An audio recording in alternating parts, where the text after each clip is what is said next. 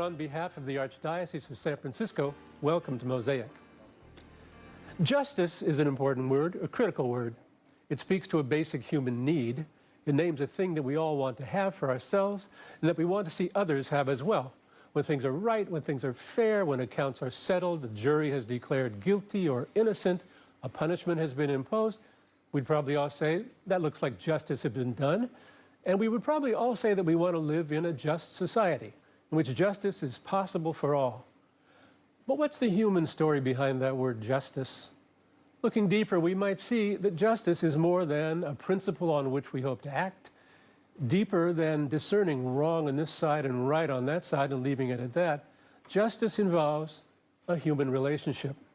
When an injustice has been done, a human relationship has been wounded, damaged, and torn, and that relationship needs healing.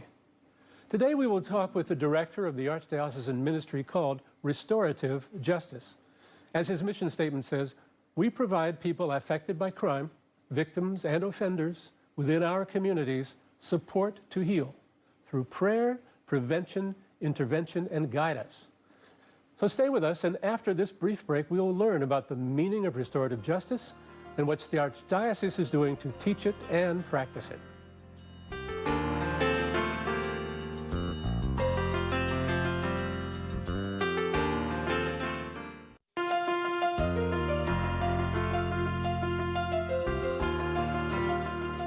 Hello and welcome to Mosaic today. Let me introduce my colleague, Julio Escobar. Julio Escobar is your title Director of the Office of Restorative Justice Ministry? I coordinate the ministry named Restorative Justice. You work at the Archdiocesan Central Office, the Chancery Office, and you told me a couple of things. One is that your ministry of restorative justice is called ministry. You don't call it an office, a bureau, a program. The second thing you insisted on in informing me about this was it's a ministry of presence. So help us understand those two things. Well, when I say presence, I mean that we need to be present when we meet people, when we have an encounter with people, whether it is an offender or whether it is a victim. We need to be present and be accompanying the families in the process of their journey in recovery, whether they're inside of a prison or a jail, or whether it's a person that has lost a family member in violence. As I looked at what you do in your mission statement, and we'll get into that, it does seem that you acknowledge that there's a relationship between the offender and the victim. And maybe that relationship didn't exist before. They didn't know each other, but now they are in a relationship. That's the part that strikes me. I mean, I know nothing about this except what you're going to tell us, but the relationship is there and it needs some kind of acknowledgement and tending, and that's what you let people understand? Yeah, the relationship is there, but there needs to be a bridge that brings the two parts together. And that's what restorative justice is all about when harm has occurred, and in particular when there's a crime. Yeah. So that bridge needs to be connected by the two people when they both agree. So it seems to me that it's different from sort of our adversarial justice system. We're used to the idea of the court and two adversaries settling something. What's different about what restorative justice tries to bring into it? Yeah, so the current system, what it does, it attempts to separate both. So there's no opportunity for the two parties to learn about what happened. And restorative justice brings that opportunity. At least listen to each other, what happened in this instance, in this crime. So your focus of your office is on the criminal justice system or civil things as well? Our focus is to bring the biblical restorative justice to people that are inside jails and prisons, and to bring the same concept, the same approach to someone that has lost a family member in violence. Yeah, so it says on your mission statement here that you provide both crime victims and offenders with support to heal. Because it's clear to us, I think, we think, oh, sure, crime victims need to heal. But you're also saying criminals, people who've committed a crime, also need healing. And how is that? How do you work on that? Because how that works is criminals or anyone that is in jail, most of the time they have been a victim first. I've heard that said by experts too. And in fact, let me point this out. I'm using the word criminal. I think in your language, you refer to people as incarcerated. Correct. That is, people who are in jail, in prison, they're incarcerated. We're not judging that they've actually committed crime. We're saying this is the situation in which they find themselves. They're incarcerated. Correct. And what we attempt to do, this time we're going to speak with the incarcerated and people, we attempt to bring the Word of God for them to realize that they have committed or they have harmed other people. And that's the first step for people that we go and visit, that they need to have this encounter with God first before anything else can happen. So that you try to awaken the consciousness of the person who is incarcerated. I've heard this said as well many times that people who commit offenses have been offended against before, and they're bringing the anger that they feel into another relationship where it doesn't belong. So how do you meet with them and bring them to realize that kind of thing, to look back? Yeah. Well, first of all, it's not just anger, but it could be trauma. Yes. It could be, as I said earlier, it could be that they have been victimized first. It could be that they have been abused or used. And in this process of being harmed themselves first, what we do is we bring the faith.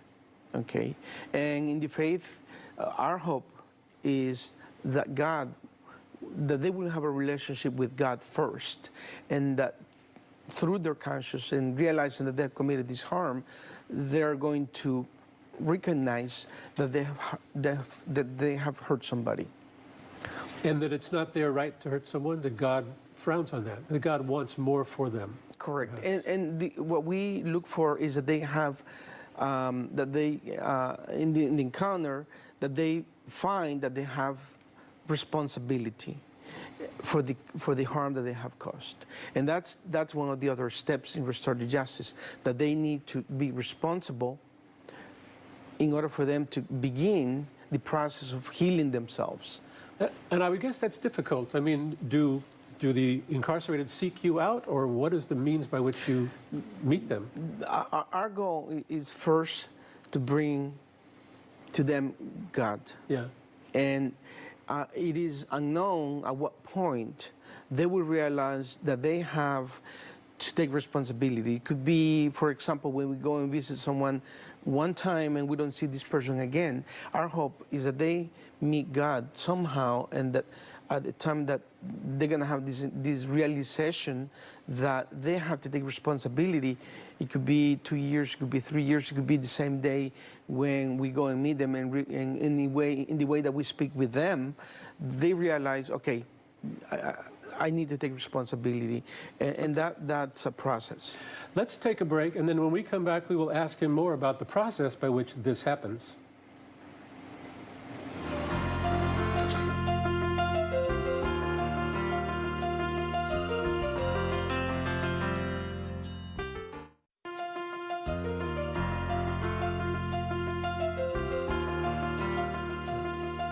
Hello and welcome back. We're talking with Julio Escobar about restorative justice and his practice of it for the Archdiocese of San Francisco. Now, Julio, I understand that you initiate meetings or mediations between offenders and their victims, survivors and so on, and you have a sort of agenda for that in which you help open everybody's mind to what their practice is. So that, do you meet these people through their case manager, parole officers? How does that work? We work with partners, and one of the partners are the probation department and probation officers, but also they refer their cases to a social worker, or a case manager, and at that time is when minor crimes are delegated to me. In other cases are preventive, and so we have different cases in how we use the practice of So restorative justice. there's a focus on criminal behavior, but there's also family applications or environmental applications? Mediation for families. Okay. For example, we may have a family that needs to speak with their son. The relationship is broken, Yeah. and they come to us seeking help, mediating the situation that they have. For example, it could be the use of drugs, or it could be a teenager that's misbehaving and entering into gangs or violence, or is escaping at night. Okay. There are different situations that the families bring, and as long as they both agree to come and meet with us, then we can hold a meeting. Okay. And so these personal meetings, you have small personal meetings, I understand, but your department also does activities that I think involve many partnerships and sort of an educational program as well? Yeah, so we work with former incarcerated people. So when they come out, how do they reintegrate into society? How do they re-enter the community? How are they able to get back to the workforce, and so on? So what we do is we have a re-entry conference, Yeah. and we have many partners that offer opportunities to former incarcerated people, from housing to education to employment, job readiness, Okay. and so forth. These partners are important. Now, let me ask you a few things. We have some photos to show of some of your activities, and I'd like to ask them to run them now so that you can let us know what's happening in these. Tell us what we're seeing in this first set, if you don't mind, Julio. Yes, so in this particular photo, we have the Archbishop and, of course, myself, and we are holding a prayer service on the street where the son of this mother was killed. And we held a prayer service with the Archbishop, and we contact the family, and we offer we ask them if it is okay for us to come and do a prayer service, and then they agree. And whatever the homicide occurred, that's where we go and do the prayer service. You do this regularly. I think we have photos of 3 or 4 different such events here to show. And these are on the streets of San Francisco, reclaiming the spot of the murder. And everyone is welcome to come to them. For every homicide in Marin County, San Francisco, and in San Mateo, we do the prayer service for every homicide, and we bring a priest, and we hold these prayer services. Let me ask for the next set of slides. There's a couple here that have a different look. Oh, a photo of your group of volunteers. Now, who are these people? So we have the Missionaries of Charity from Mother Teresa, and volunteers that belong to the detention ministry group that goes into the county jails and juvenile facilities. Okay. And this meeting was, this photo was from a meeting that we took after we had one of our meetings at the Archdiocese. And we have Father John Jimenez in the back, and different volunteers that participate in the... And the next photo, also a group of volunteers. I think this is San Quentin Prison. This is San Quentin Prison. This was a delegation of California bishops, Okay. with Sister Helen Pergine. Okay. We went there to look at the death row facility and the different aspects of San Quentin. Okay. And the next set, I believe, is a candlelight vigil. This is for crime survivors. We did a prayer service at night. This is a vigil, and that's a photo that's shown there, where people are in the community are invited to come, and family members, regardless of what happens. Yeah. We do the And you're gathered in a church in this next photo, I see. Yeah. Okay. This one was in Sacramento, in the cathedral there, and we had a large group of people come for a conference, and we met and we did a prayer service together. And the next set, it shows a young man's funeral memorial, I would say. This is a picture of the victim of a crime? Yes, this was in East Palo Alto, and he was killed in a drive-by shooting. Okay. And we did this prayer service with Father Goody Yes. in East Palo Alto, No, okay. and a few years ago. And so we do this for every family that's killed. And let me ask you about the next one. It shows some young men who are clearly in detention of some kind. Yeah, so we have detention facilities for youth. I've seen as young as 10-year-old young people incarcerated, specifically in San Francisco. And this is a sample of what the facility may look like. Yeah. And because they're underage, we're not able to show actual pictures. But this is what it looks like inside of a facility. When, So this is a small sample of some of the things that you do, and I can read a list of these other activities that you do when we come back in our next segment. And I know that in our last meeting, you'll be asking for volunteers as well. So I want to make clear to people that, tell them what kind of skills they should bring if they're going to be volunteers, or if you can take people without particular special skills. Because it seems like a special ministry. We'd like as many people as possible to be involved. So we'll talk about that in our next segment. We'll be back after this break.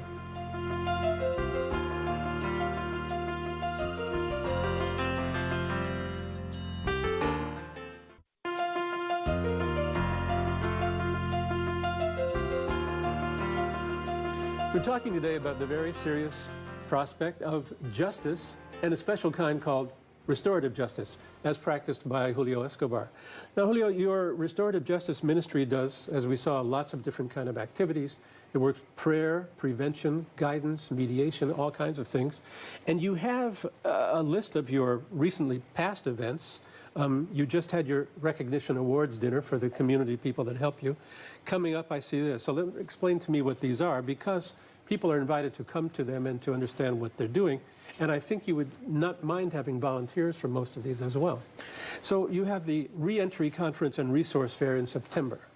What is that? September 7th. So it's a day conference, and what we have is over 40 nonprofit organizations that offer services for the people that are coming out of jails and prisons, for them to reintegrate into society. Okay. But we also have 10 panel discussions going from different topics where people can attend, and that goes parallel with the people that come and table. So executive directors that offer services to people coming out of jails can come and table. Okay. Yeah. Because this is a restorative justice conference, we also invite crime survivors, nonprofit organizations to come and table. So we have both at the same location on the same day, and we have people that are formerly incarcerated, and we have people that are crime survivors, Okay. specifically homicide. And building relationships, yeah. And you have retreats for families and friends of prisoners. This comes in October. We have retreats for formerly incarcerated people. We have retreats for crime survivors. We have retreats for families who have somebody in prison. And then we have our own retreat for volunteers. Yes. And I wanted to ask about that because I have no experience with prisons or the criminal justice system, thank goodness, I guess. If I wanted to volunteer, are there opportunities for someone with professional skills, zero skills, just a good nature? Can you use help like that? Certainly. So our ministry base really is made of volunteers, Okay. whether they're clergy or lay people. Here, what's important is the time and the heart. No special skill. Okay. Of course, you need to have the Catholic belief and the faith with you, because that's what we come and share with the people when we come into the jails. Outside, if you want to help in a retreat, or if you want to help in a conference or an event that we have, you don't necessarily have to be Catholic, but you need to have the time and the heart to come and help. Yeah, we talked about this a bit, and it seems to me that this kind of mediation techniques and so on, those can be used in a secular way, of course. But you're saying you see, as a Christian, a deeper layer, and that is the soul of the person and the love relationship in which we're supposed to dwell with each other. And that's been broken or damaged, and you're trying to make people aware of that. I think it's really good. You know, in the corporal works of mercy, right? Jesus says, I was in prison and you came to visit me. And I've never quite understood that, frankly, because he says, I was hungry, you fed me, I was naked, you clothed me, I was thirsty, you gave me drink. But I've always added a little, when I hear that thing about being in prison, I always think, well, what does that mean? You're in prison because you belong there and I should visit you? I'm not sure about that. But I think I see it more clearly in that that is a damaged, broken person who is my brother and that needs that. And I see that in the Christian tradition. Of course, Jesus himself was a prisoner and condemned to death. And for the first 300 years of the church, the Christians weren't the conventional law-abiding people. They were, the lawbreakers and imprisoned quite frequently. So we have a long tradition of being among the prisoners. So if you're in prison, Jesus says, when did you come and visit me? Because that's a question, when? Yeah. And the answer there is that it's when we're called to do this, and we're called to do this because when you're in prison, you need somebody to talk to. You need someone that you can share exactly your conscience. You need someone that you can say, I committed a crime. I need to have someone that I can go back to. And that's, that goes in relation to the question, when? And that's when we are called to answer that question and be present. And that's how we use the motto of being present in the hardest and most difficult times when people are alone and isolated and wanting to transform themselves. And they need maybe a word of encouragement. They need some direction. And that's when we become present in people's lives. Tell me briefly about this. I saw that yesterday you welcomed a group of high school students from out of town, and they're in town here for a week or two with you doing some work. Can you tell me in 30 seconds what they're doing for restorative justice? Neighborhood in Action, Young Neighborhood in Action is a national entity that has mission trips for young Catholic teens, and the group that we have is from Washington, and they've come to learn about restorative justice and the practice through videos and then the principles that we use, and they're doing greeting cards for Father's Day, Mother's Day, and Christmas for prisoners as well as crime survivors. Julio, thank you for being here, and I want to urge everyone who's interested in this to contact the Archdiocese of San Francisco, Julio's Restorative Justice webpage, and volunteer. Thank you very much for being with us. See you on the next Mosaic.